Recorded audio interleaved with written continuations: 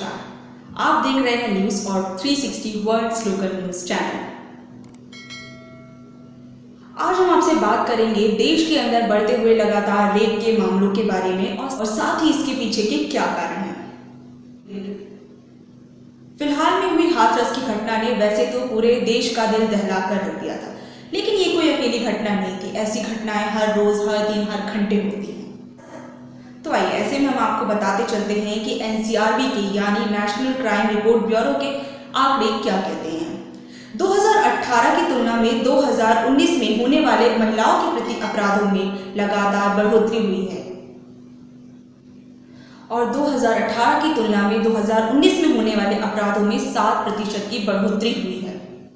2019 में हर रोज 87 मामले दुष्कर्म के सामने आए हैं। जी हाँ, ये कुछ आंकड़े थे जो अभी हमने आपको बताया कि किस तरीके से महिलाओं के प्रति होने वाले अपराधों में दिन प्रतिदिन बढ़ोतरी होती जा रही है। इसमें किसी भी प्रकार की कोई कमी नजर नहीं आती है। तो आइए बात करते हैं कि जो ये अपराध दिन प्रतिदिन बढ़ते जा रहे हैं उनके पीछे के कारण क्या है। तो जो सबसे पहला कारण निकल कर आता है वो है लोगों की सोच, जो ये सोचते हैं कि महिलाओं के छोटे छोटे कपड़े पहनने और उनका रात में घर से बाहर निकलना उनके प्रति होने वाले इन अपराधों को बढ़ाता है। तो ये कहाँ से जायज़ है कि लड़कियों के आधी रात से घर से बाहर निकलने और उनके छोटे कपड़े, अपने मनपसंद के कपड़े पहनने को हम इसका कारण बताया जाए। तो ऐसी सोच के लोग अपराधियों की मानसिकता को बदलने के बजाय लड़कियों के पहनावे को बदलने की कोशिश करते हैं और उनके घर से बाहर निकलने पर जोर शोर से समर्थन करते हैं। दूसरी चीज, हमारे देश के अंदर कई बार महिलाएं अपने खिलाफ होने वाले अपराधों को दर्ज तो करा देती हैं, उनकी रिपोर्ट तो लिखवा देती हैं, लेकिन उनकी समय रहते कभी सुनवाई नहीं होती।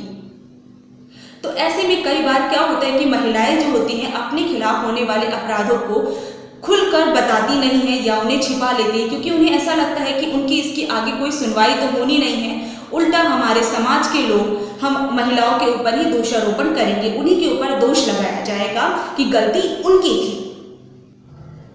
इसके अलावा हमारे देश के अंदर जो पब्लिक में महिलाओं की सुरक्षा का सवाल है वो तो उससे आप और हम सभी वाकिफ हैं कि पब्लिकली हमारे देश के अंदर महिलाओं की सुरक्षा को लेकर किस तरह की खामियां मौजूद हैं। कोई भी आता जाता व्यक्ति छेड़ जाता है, अगर उसके खिलाफ वो उसकी आवाज उठाती है तो उसके अंदर भी महिलाओं को इसका दोषी ठहराया जाता है। और कई बार आपने देखा होगा कि हमारे देश के अंदर कई ऐसे रेप केसेस भी सामने आते हैं जहां पर रेप विक्टिम को कॉम्प्रोमाइज करने के लिए कहा जाता है। ऐसे में कई बार क्या होता है कि जिसने उस लड़की का या जिस महिला का रेप किया है उस अपराधी के साथ उसे विवाह करने के लिए कहा जाता है। तो ऐसा कैसे चलेगा कि जहां एक अपराधी को सजा दिलवाने के बजाय हम लोग उसी अपराधी के साथ रहने के लिए एक पीड़िता को मजबूर कर रहे हैं। हमारे देश की पुरुष सत्तात्मक सोच के चलते पुरुषों को ये लगता है, कई पुरुषों को ये लगता है कि वो महिलाओं के साथ जैसा चाहे वैसा व्यवहार कर सकते हैं।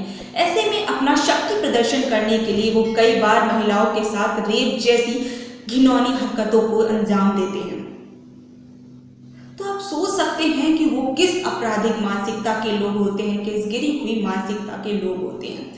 और एक चीज हमें शायद ये भी ध्यान देनी चाहिए कि हम कई बार जब भी ऐसी बड़ी बड़ी घटनाएं सामने आती हैं हम रेप विक्टिम पर ज्यादा ध्यान देते हैं। हम रेप विक्टिम की मानसिकता, उसके डर, उसके डिप्रेशन, उसकी उदासी, इन सब चीजों पर ज्यादा ध्यान देते हैं कि हमें, लेकिन शायद सोचना चाहिए कि हमें थोड़ा ध्यान रेपिस्ट की मानसिकता पर दें, तो उससे हमें पता चलेगा कि हमारे देश के अंदर जो ये रेप बढ़ते जा रहे हैं इसके पीछे का कारण क्या है। रेपिस्ट की मानसिकता को समझने की भी जरूरत है। वैसे तो ये बहुत गिरी हुई मानसिकता होती है, लेकिन फिर भी ऐसी कौन सी चीजें हैं जो इनको ऐसा घिनौना अपराध करने पर मजबूर कर देती हैं जहां वो इंसानियत तक को शर्मसार कर देते हैं।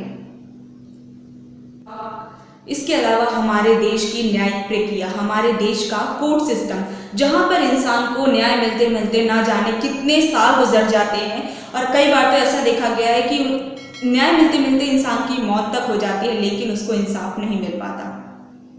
इसके अलावा अगर हम एक सोशल फैक्टर की बात करें तो महिलाओं को हमारे देश के अंदर एक दोयम दर्जे का नागरिक माना जाता है, जहां पर महिलाओं के अधिकारों को पुरुषों के अधिकारों से नीचे रखा जाता है। महिलाओं को उस प्रकार से समानता नहीं दी जाती जिस प्रकार से दी जानी चाहिए। इसके पीछे का कारण है हमारे देश की पुरुष सत्तात्मक सोच, जिसे हमें जल्द से जल्द बदलने की ज़रूरत है और ये समझने की ज़रूरत है कि हमारे देश में एक महिला और पुरुष दोनों समान अधिकारों के हकदार हैं। और इन घटनाओं ने ना जाने कितनी जिंदगियां बर्बाद कर दी और इनसे जुड़े परिवारों की जिंदगियां तबाह हो गई। क्या अभी भी इन हर रोज़ होने वाली घटनाओं पर गौर किया जाएगा? समय रहते किसी को इंसाफ मिल जाएगा, या फिर ये हर रोज़ होने वाली घटनाएं अतीत के पन्नों में खोती चली जाएंगी, जिसने न जाने कितने परिवारों की जिंदगियां तबाह कर दी। हमारे इस देश के राजनेताओं को, हमारे देश के इस सिस्टम को और हमारे देश के और हमारे आसपास के लोगों को ये समझना होगा कि ऐसे अपराधों में कमी आएगी तभी हमारा देश आगे बढ़ पाएगा। महिलाओं और पुरुषों का समान विकास ही हमारे इस देश को विकसित देशों की श्रेणी में ला सकता है। अगर हम इसी पिछड़ी हुई मानसिकता के साथ चलेंगे तो शायद हमारे देश का तबाह होना निश्चित है। तो हमने इस वीडियो में आपसे बात की कि किस तरीके से रेप जैसी घटनाएं होती हैं, इसके पीछे के क्या कारण हैं और उनसे जुड़े तमाम आंकड़ों के बारे में हमने आपसे चर्चा की। तो ये थी कुछ बातें जो हमने आपसे साझा की। हमने रेप से जुड़े कुछ आंकड़े और उसके पीछे के कुछ कारणों की आपसे चर्चा की।